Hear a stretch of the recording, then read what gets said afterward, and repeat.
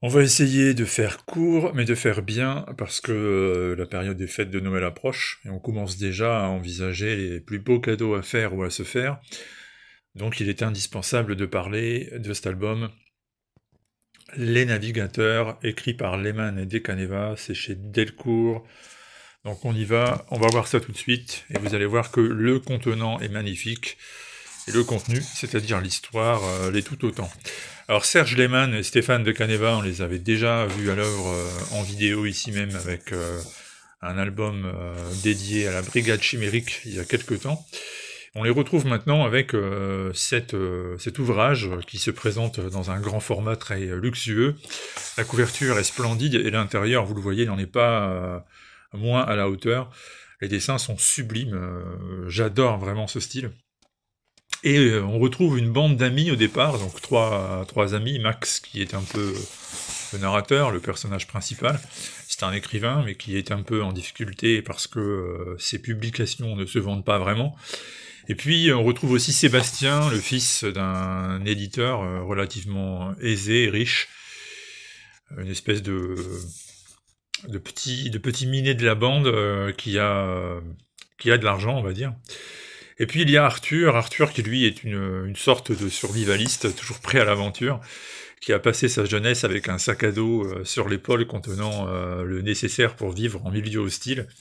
Et malheureusement, ses rêves ont été brisés le jour où on a dû lui amputer une jambe, tout simplement.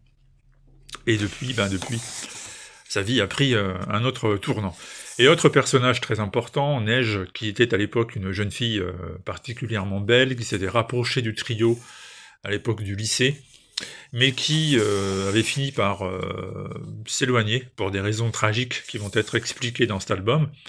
Elle est partie en Angleterre où elle a vécu durant 20 ans avec un compagnon qui l'a mise enceinte, et là elle est de retour au Clamart après donc ses 20 ans, enceinte donc, et peu à peu elle va se rapprocher à nouveau du personnage de Max, au point de lui faire visiter sa demeure, et non pas qu'entre les deux il va se passer quelque chose de torride, vous saurez pourquoi la chose n'est pas envisageable quand vous aurez lu cet album, mais tout simplement elle va lui montrer une splendide fresque qui se trouve cachée par une tapisserie, et cette fresque elle représente une araignée gigantesque, elle représente une scène à la Jérôme Bosch, le problème étant que, à un moment donné, un cri absolument effrayant va retentir dans tout le quartier, et lorsque Max va se représenter au domicile de Neige, il était quasiment devant lorsque le cri a retenti, eh bien cette dernière aura disparu, elle n'est plus présente chez elle, et non seulement elle n'est plus présente chez elle,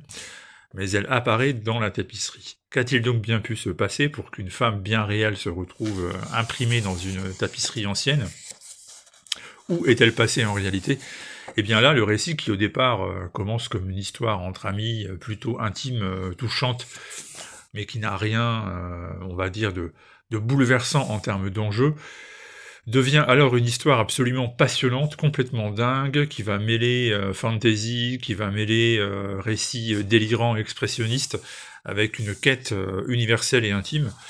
On va se retrouver plongé dans le Paris, le proto-Paris, avant que n'existe la ville, il y a des millénaires de cela, lorsqu'en fait le territoire était recouvert par la mer, et que par exemple Montmartre n'était qu'une île, et les personnages vont vivre des histoires absolument sublimes, croisement entre un passé mythologique enfoui et un présent qui peut par moments présenter des mystères insondables, qui sont en lien justement avec ce passé, et c'est une enquête bouleversante et extrêmement intelligente que va mener Max, ainsi que son groupe d'amis. Et donc ça s'appelle Les Navigateurs, c'est sorti chez Delcourt, et c'est assurément une des grandes révélations de cette année. Alors si je dois faire mon top 3 de mes lectures du second semestre, sans aucun problème, je le mets dedans. Les Navigateurs, c'est indispensable. Il sera de toute façon dans le top 10 2024, c'est très clair. Je ne sais pas en quelle place, parce que je ne fais pas de classement en réalité. Je trouve ça stérile et inutile, mais normalement, je vois pas comment on peut l'ignorer si on parle de ce qui est sorti cette année. Donc c'est un ouvrage que vous devez absolument découvrir. Je vous incite vraiment à vous pencher sur Les Navigateurs. On retrouve l'influence de tout hein, là-dedans, hein, aussi bien, vous voyez le dessin, aussi bien l'influence des comics traditionnels que du graphic novel à l'européenne. C'est très très très bon, avec tout un tas de révélations, l'histoire s'enrichit de nouveaux éléments au fur et à mesure qu'on la lit, il n'y a pas de temps mort, tout est bon, et même l'objet en soi est superbe. Donc c'est sorti chez Delcourt, Les Navigateurs, Les Mains des Caneva, et je vous répète, voilà une lecture qu'il faut absolument prendre en compte si vous cherchez un cadeau magnifique à faire pour quelqu'un qui aime la BD, ou tout simplement pour vous. Vous l'avez peut-être trouvé aujourd'hui. À vous de jouer.